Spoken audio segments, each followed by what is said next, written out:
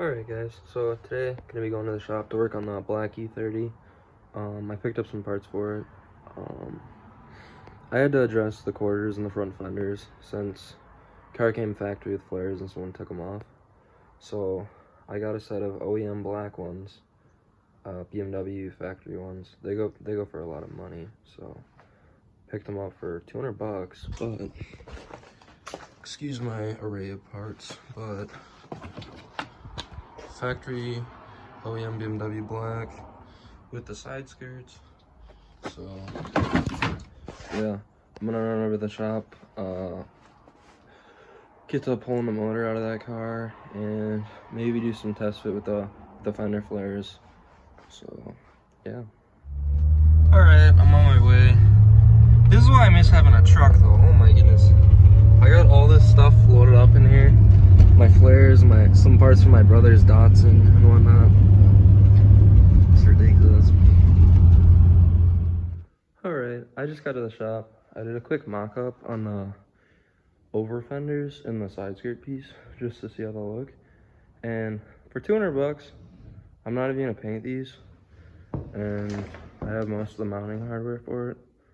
So, I mean, excuse the mess, but these are the flares on. They're not clipped in all the way, they're not glued, and the car's all dirty. But the entire kit, so it'll cover that. It doesn't look the best, but with some wheels, with a nice offset, and then, I mean, this is the poopy side. So, from that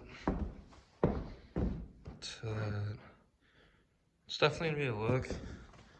Car's gonna be slammed on its nuts and with some wheels sticking out, so I think it'll look perfect.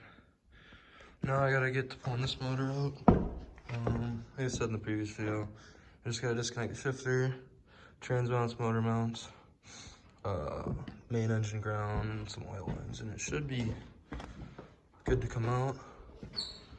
I'm not sure how much I'm gonna have to tilt it back though, so. Alright, so I'm under here. So with any BMW shifter, they're all linkage style, at least E30, E36, E46. So you have a clip here, slides on the linkage from your shifter, and then the arm goes to the transmission. So I just got that off, clip broke because the car's kind of crusty. Now I gotta get this arm out. I lowered the transmission down, so yeah, she's getting there. So I just pulled the transmission out of the way. I left it bolted up to the rubber bushing there. They call that the glebo or whatever. But this is not coming out. It's just too many years of it's just not gonna come out. So I'm gonna attempt to get this C-clip out because it looks loose in the bushing. So see if I can get that. All right, this clip here, oh, it's annoying. So it swings over and hinges on the bracket here, and that sucker, 30 years old, probably never coming out before. Ugh.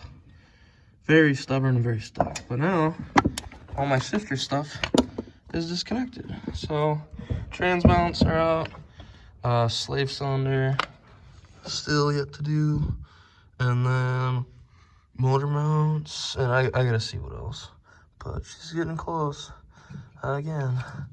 So yeah. All right, so motor mounts are out, well, unbolted. Cooler lines are undone. Other motor mounts out. Shifters out. Joined by our little fellow again. Okay, don't like that. That's cool. Okay, that could be bad. Anyways, yeah, it's ready to come out.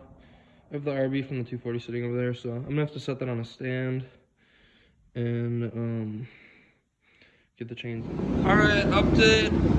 Chains on. Motor's starting to come out. Oh, I'm sorry, little buddy. But yeah, I mean, I thought I was gonna be pain, but oh, I'm sorry, buddy. You gotta get out of my way. yeah, we'll see how this goes. I'm probably gonna have to pull off a lot of the accessories. I didn't think about that, but alright. So I had to pull the power steering pump off in order for it to clear the front here. Probably isn't the best way to pull this motor. I haven't pulled one of these before, so I really know how it goes. I've pulled other motors, but every car is different, so we'll see how this goes. I got her out. It did destroy like the trannies on all like insulation stuff, but I don't really care about that stuff because it's all gonna get ripped out. So that way I can start working on this engine bay, just printing it up. Pretty much I'm just gonna attack the rusty spots with an angle grinder, primer it, and then like a satin black so it doesn't stand out too much. Because the whole point of this car is just, I'm gonna beat on it, I'm gonna beat the crap out of it. It's just a summer fun car. So, now that you get this out, these motors are huge. Tran's really stubby, easy to get in and out. Honestly, like, a lot easier than I thought, but I just gotta drag it back now. When I go to put a motor in though, definitely gonna get an engine leveler so I can crank it. Because lining up with these mounts here, with all this crap, is not gonna be fun. So, definitely gonna have to get an engine leveler. I'm just excited though, because it's kind of a big step with this car. I got the other motor sitting over there, but I gotta see what I have to swap off this motor to that one. Because this one's B25 and that one's a B27. So, let's see what I gotta do. For now, breaking all these loose. I just wanna, like, to be honest, I just wanna inspect the clutch because car's got 220 on it on the body, which is kind of a lot. But it looks like the motor's never been out before. How everything is being together, no clips broken or anything like that.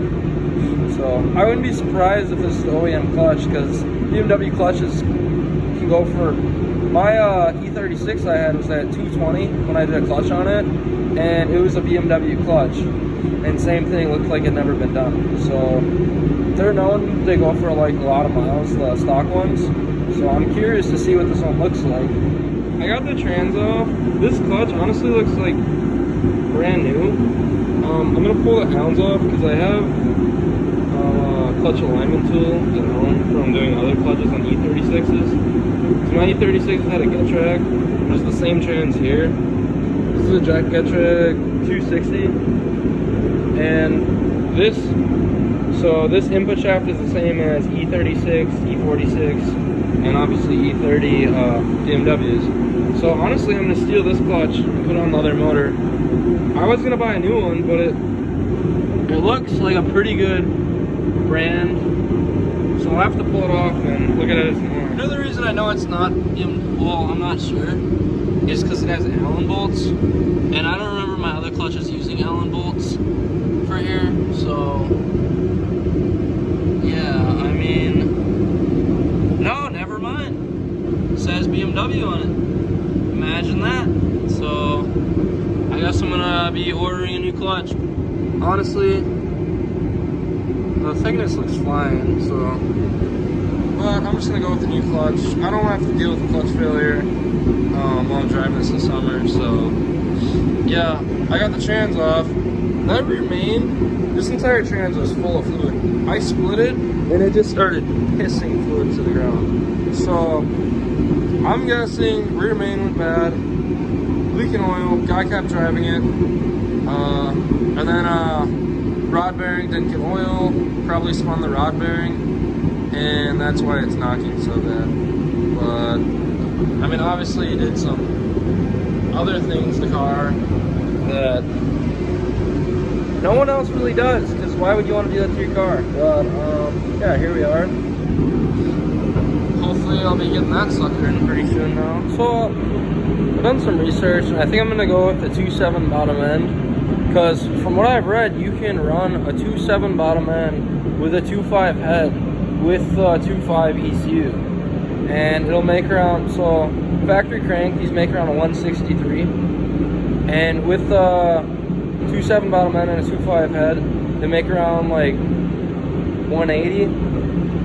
So 180 to like 195, which is, that's a good step up. I mean, you don't really feel that power until later in the power band, but honestly, for like what I'm gonna use the car for, I think that'll be perfect. So I'm gonna do more research on that. Done working on this thing tonight. Yeah, definitely getting there.